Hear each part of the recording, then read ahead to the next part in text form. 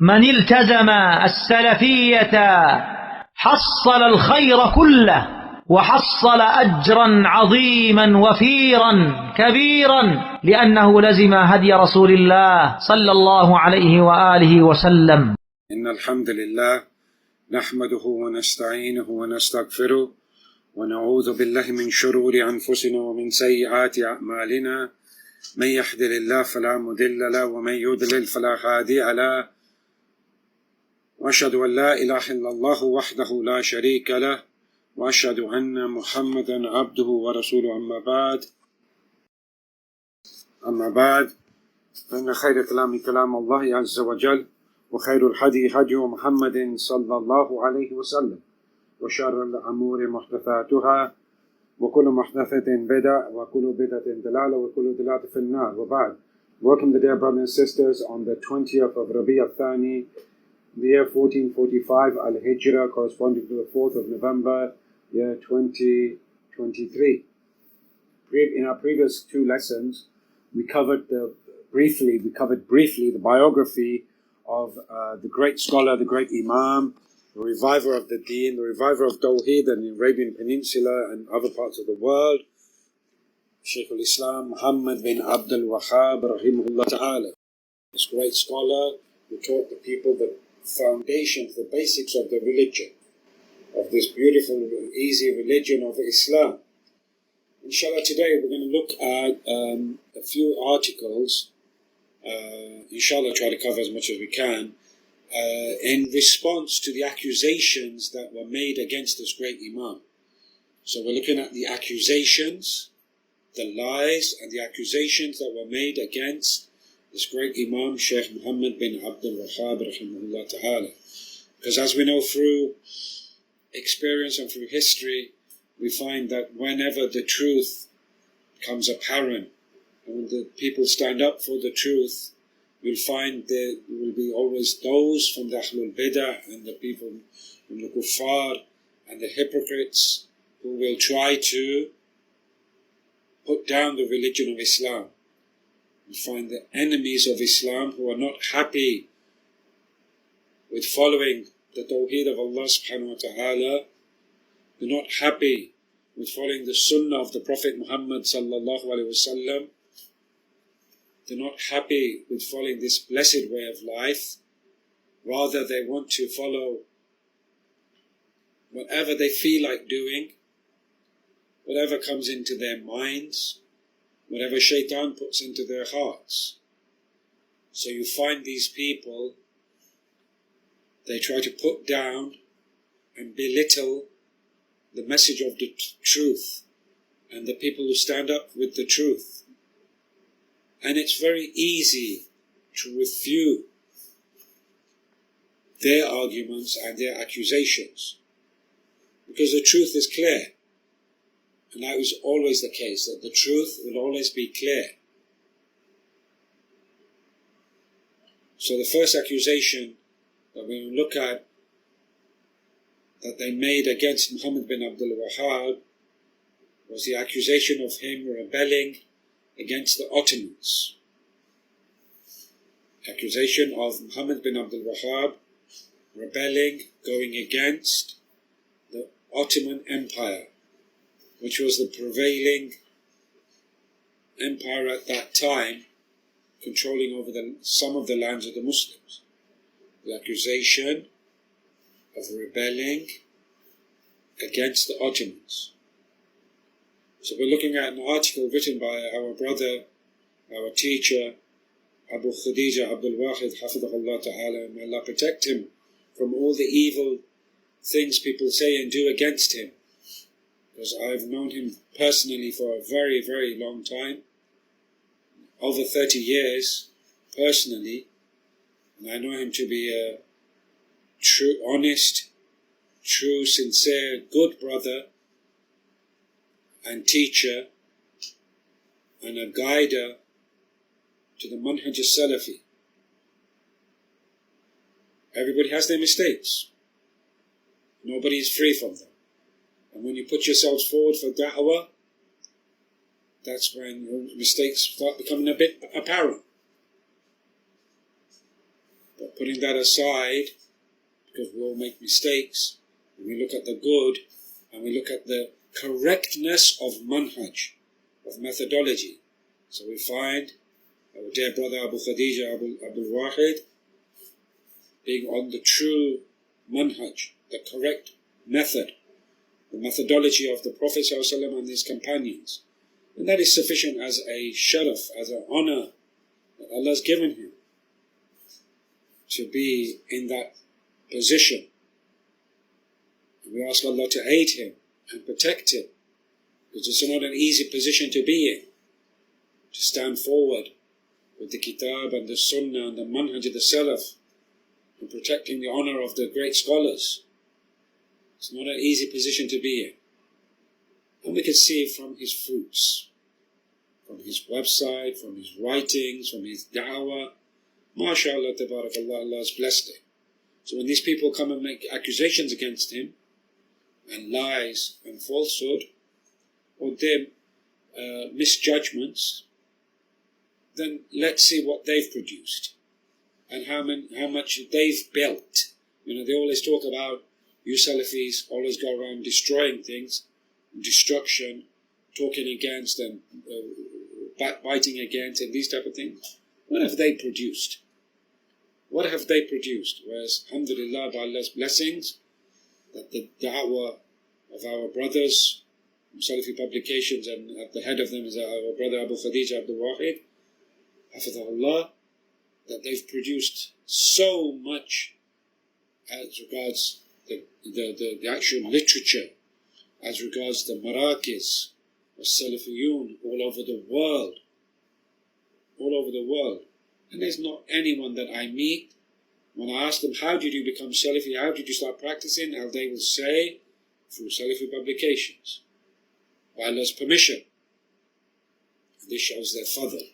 Whereas all these other people, they dilute their da'wah, they mix up their da'wah with other things, and personalities and these type of things, and call to other than the correct methodology, the correct Salafi methodology. So you find that they don't build anything. So anyway, coming back to his article, you can find it on his website, Did Shaykh Muhammad bin Abdul Wahhab rebel the first Saudi state? Our brother Hafidhullah says, there are few scholars in Islam, there are few scholars in Islamic history that have been maligned and misrepresented than Shaykh al-Islam Muhammad bin Abdul Wahhab.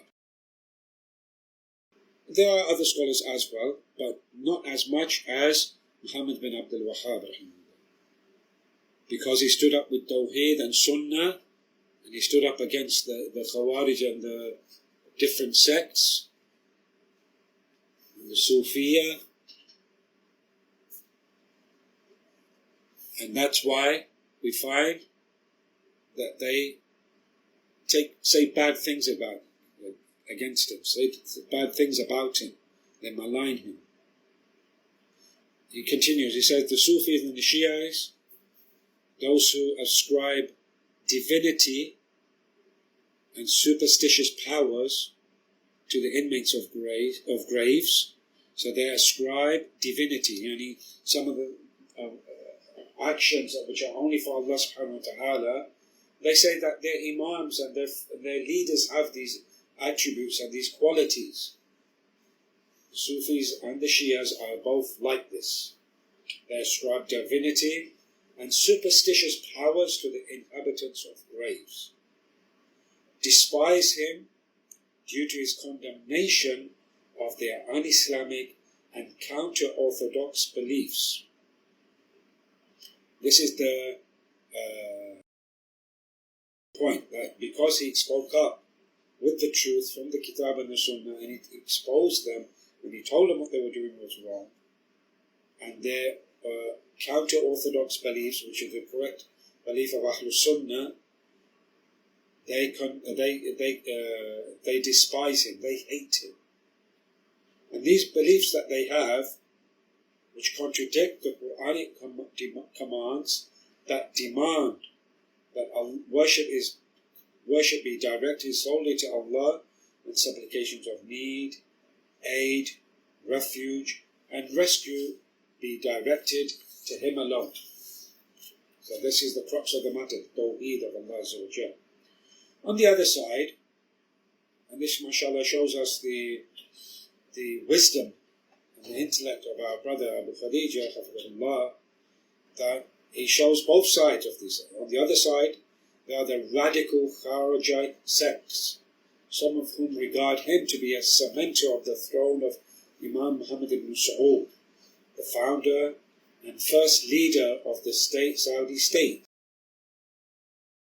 Therefore, a supporter of tyranny. You see how they are? These Kharijite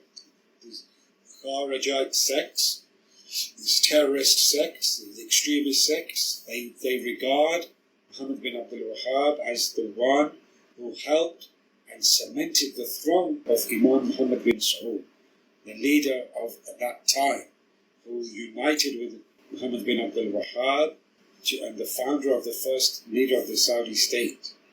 And he joined force with knowledge, and they established Tawḥīd. And so they say, therefore, it's a supporter of tyranny. So these people go to one extreme, and these go to the other extreme. Hafidhullah, they say, he continues, they seem to have a schizophrenic relationship with him. Schizophrenic relationship. They don't know. They're chopping and changing, doing this or that. Some have used him as an example. And he's talking about the Khawarij. Yeah? Some have used him as an example that allows them to rebel against the ruling authority. So they say, the accusation, they say, see, Muhammad bin Abdul Wahhab rebelled against the rulers at that time. That's why we have the permissibility of rebelling. No, that was not the case. That we mentioned before. There was no ruling authority in Najd at that time. There was no government at that time. So Muhammad bin Abdul Wahhab didn't rebel against it. Rather, he made a union between him and the ruling authority at that time, in that area. And the ruling authority is the one that spread and united the lands of Najd under Tawḥīd. Because they believed that he sanctioned rebellion against the ruling Ottoman Empire. Ottoman Empire didn't control Najd. They said, the Ottoman Empire, they said that there's no need for us to go to Najd. They don't have anything there. The Ottoman Empire, and you can see the remnants. You can see the train station in Medina, and you can see remnants in just outside Jeddah, forts and castles that they built, the Ottoman Empire that they built, the Ottomans built. And you can see that there. But go towards Najd, there's nothing there, because there was nothing out there anywhere. It was desert, desolate land.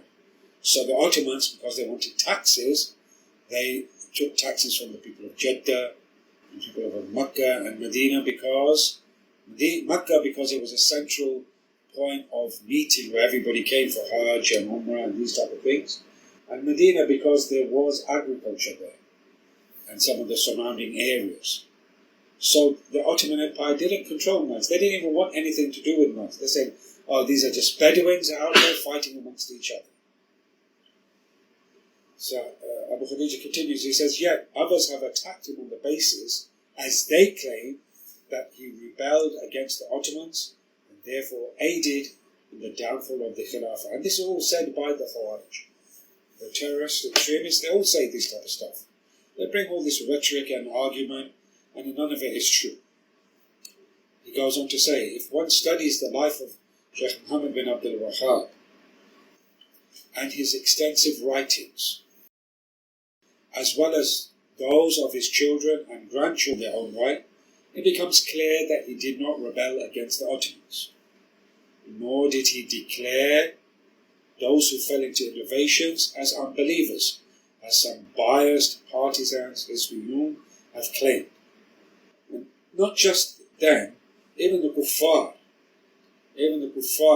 I met a person, an American, and I thought he knew nothing about Islam. We started talking and discussing, and he said, yes, Muhammad bin Abdul Wahhab made takfir of Muslims. Subhanallah. what are you talking about? So when I mentioned to him, have you ever read one of his books? He said, no, I've read books about him. I said, well, there you go. When you read the books of Muhammad bin Abdul Wahhab, you find that that's not the truth. That's a claim that others have made against him. I said, how can that be a justification? Go back and read the books of Muhammad bin Abdul Wahhab and you will never find a statement like that. Rather, you find the opposite. And Abu Khadija Allah has brought in this article, it brings those proofs. So, when we read the books of Muhammad bin Abdul Wahhab, Kitāb at-Tawḥīd, Kashf al-Shubahāt, all these books, you find it being the opposite. He did not declare those who fell into innovations as unbelievers, as preferred. Abadan. It's not from our manhaj. Our manhaj, our methodology, is to keep people inside the fold of the deen. Our methodology is to keep the people inside the fold of the religion. We want to keep the people. We don't want to push people away. We want to keep people. We want to educate them. We want to teach them, no matter how misguided they may be. We want to teach them. We want to educate them and tell them about the correct way. That's our methodology. The methodology of the extremists is to make takfir of people, kick them out of Islam. We don't want them. They're bloodthirsty. So so when you read this, when you study the life of Muhammad bin Abdul Wahhab, you find from his writings that he's not like what they say. And our brother Abu Khadija brings an example of these type of people. As an example, Dalal Rajab of the Quilliam Foundation. These foundations are set up by the kuffar, by the weak-minded, and also by the weak-minded Muslims, or those who feel and think that due to their intellect that they're so superior to everybody else. Oh, I have a PhD, I have this qualification. They change their names to suit their names of the kuffar. They change their names. Instead of calling themselves like Muhammad, they'll call themselves Ed. Just to fit in with the non-Muslim kuffar. And that's the basis of these foundations, and Quilliam Foundation is of the same. You have people who feel that who have been deceived by shaitan and feel that they've reached such an intellectual level that they can start believing in evolution. And those who believe that we came from Adam and Eve, and Adam alayhi salam and Hawa alayhi salam, that these people are medieval, and these people are living are backward. This is the hal, the state of these people who claim to have intellect and qualifications which are different from the kuffar, and then they assimilate and resemble the kuffar in their behaviors and their speech and their actions. So this statement by the Quilliam Foundation, like this Dalal Rajab, he said Wahhabism is a literalist denomination in Islam based on the teachings of Muhammad bin Abdul Wahhab in 18th century Saudi Arabia. Wahhab, so here straight away he made a mistake, because it's Muhammad bin Abdul Wahhab, not Wahhab. Abdul Wahhab was his father. Wahhab is a name of Allah subhanahu wa ta'ala, and it's not permissible for anybody else to have that name. Allah is Wahhab. Allah is the giver.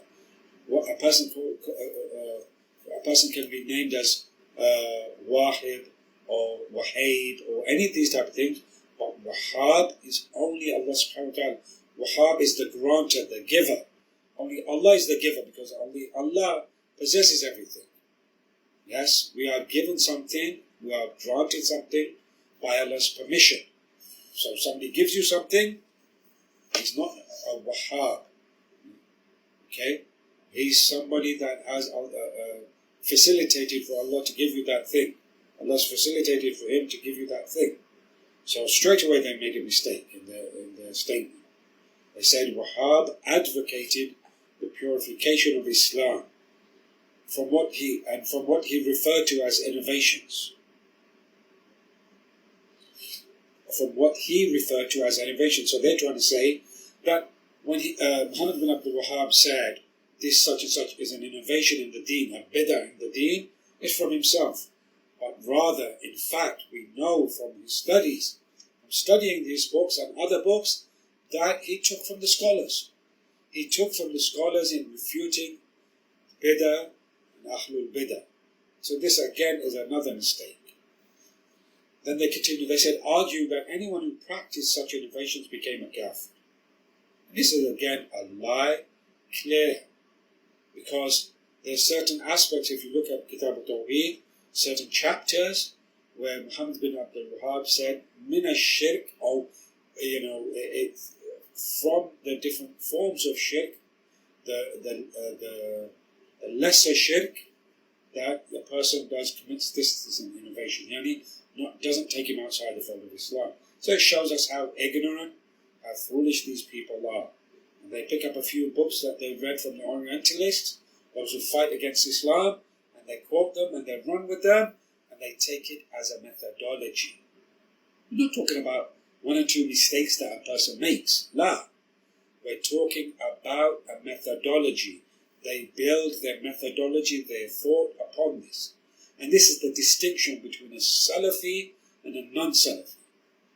A person can come along and say, oh yeah, I've read a couple of points and he's correct on a couple of points and all read automatically Salafi. La. The person has to be on that methodology. It takes that methodology that this is the correct way of understanding the Kitāb and the Sunnah. Ala fahm al-Sahaba, ala fahm al-Tabi'in, ala fahm al-Salaf al-Ummah. Okay? This is the methodology. Not that a person... So if a person comes along and he claims to be Salafi and he starts making mistakes and he takes those mistakes and he keeps making those mistakes in Aqidah and he follows that and takes it as a manhaj, it's clear that he's outside the fold of Salafi. But if a person makes one or two mistakes but he doesn't take that as a methodology, and he has mistakes in the sense of wrong ideas, he took the wrong opinion, okay? That doesn't take him outside the fold of Salafi, but it means that he needs to be corrected, he needs to be advised. So there's a distinction. So, they said, arguing that anyone who practiced such innovations became a kafir, non-Muslim, and that killing such people was legitimate. And this is from their own pockets, this is from their own ideas, this is from their own thought that they have of khuruj against and killing and hating the Muslims. He never said that it was permissible then to kill such people that made bid'ah. It goes complete, and this is a complete and utter lie and slander against him. May Allah take them to task for it, for what they say, and give them what they deserve for what they say against Muhammad bin Abdul Wahhab. Then he continues, he says, this type of propagandist writing does nothing except to add to the prejudice against this eminent scholar